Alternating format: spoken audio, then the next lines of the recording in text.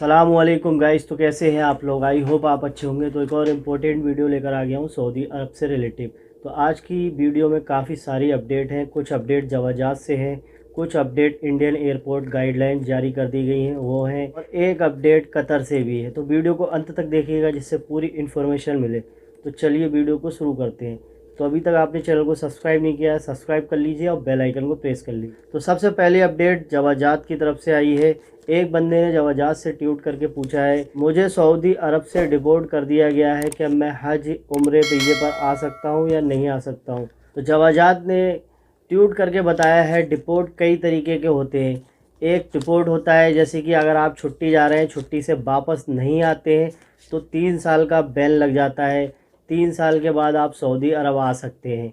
लेकिन अगर आपको डिपोर्ट कर दिया जाता है, जवाजात की तरफ से बताया गया है कि अगर आप सऊदी अरब से कोई क्राइम करके गए हैं या फिर आप अपने कपिल से भाग के काम कर रहे थे, बहुत सारी चीज़ हो सकती है इसमें। तो किस तरीके से आपको डिपोर्ट कर दिया है?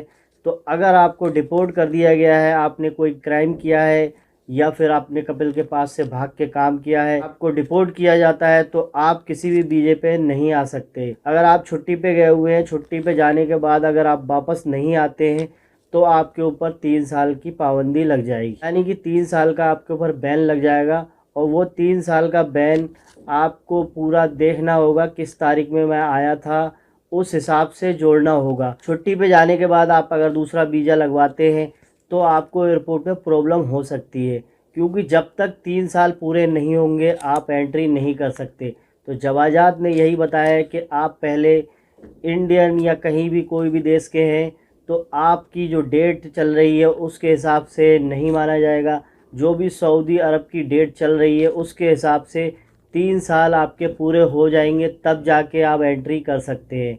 तो इस बात का आप लोग ध्यान रखिए, नहीं तो आपको दूसरे वीज़ा आप जब लगाते हैं तो आपको परेशानियों का सामना उठाना पड़ सकता है। और एक अपडेट और है जवाजात की तरफ से, जो लोग सऊदी अरब में गैर मुल्की रहते हैं वो लोग पैसे ट्रांसफ़र करते हैं। तो जवाजात की तरफ से एक अपडेट आई है कि अगर आपकी सैलरी से ज़्यादा आप पैसा ट्रांसफ़र कर रहे हैं, यानी कि आपकी सैलरी जितनी है उससे कहीं ज़्यादा आप पैसे ट्रांसफ़र करते हैं अपने अकाउंट से, तो आपके ऊपर, यानी कि कुछ लोग ऐसा करते हैं वो बिज़नेस बना लेते हैं, किसी और का ही पैसा, अपने साथी का, दोस्त का पैसा भेजते रहते हैं।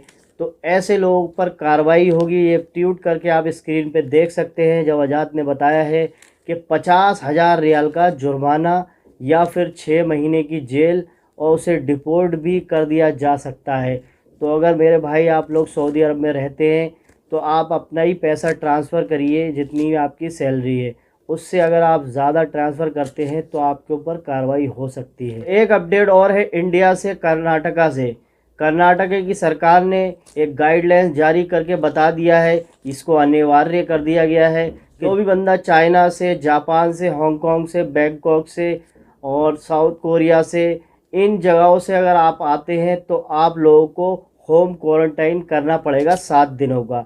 ये अनिवार्य कर दिया है कर्नाटक की सरकार ने, आप देख सकते हैं ट्वीट करके ये बता दिया गया है। तो आप अगर इन देशों से आ रहे हैं तो आप लोगों को होम क्वारंटाइन रहना पड़ेगा 7 दिन के लिए।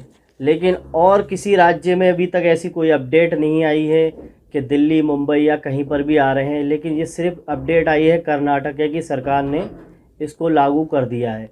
तो अभी ऐसी एयरपोर्ट से रिलेटिव कोई जानकारी नहीं है। सऊदी अरब से इंडिया और इंडिया से सऊदी अरब आप आसानी से आ सकते हैं। एक अपडेट और है कतर से, जैसे कि कतर की सरकार ने भी चाइना पे प्रतिबंध लगा दिया है।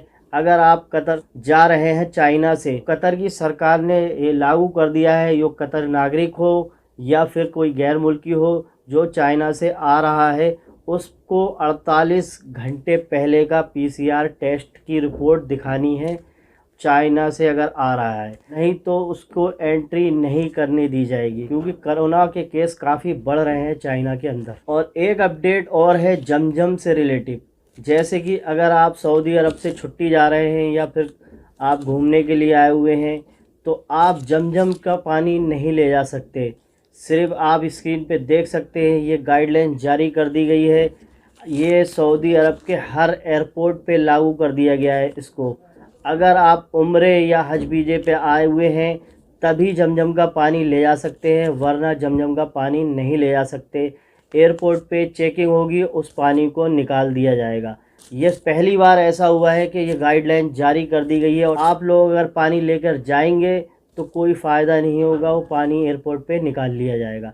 सिर्फ उम्रा और हज वाले, जो हज के टाइम में हाजी आते हैं, वो ले जा सकते हैं। जो उम्रा वीज़े पर आएंगे वो लोग ले जा सकते हैं, लेकिन वो सिर्फ 5 लीटर जमजम का पानी ले जा सकते हैं। तो आई होप आप समझ पाए होंगे। चैनल पे नए हैं, चैनल को सब्सक्राइब कर लीजिए, और वीडियो कैसी लगी कमेंट करके ज़रूर बताइए। मैं इसी तरीके के इम्पोर्टेंट वीडियो लेकर आता रहता हूँ, इंशाल्लाह लाता रहूँगा। तो मिलते हैं किसी नेक्स्ट वीडियो में।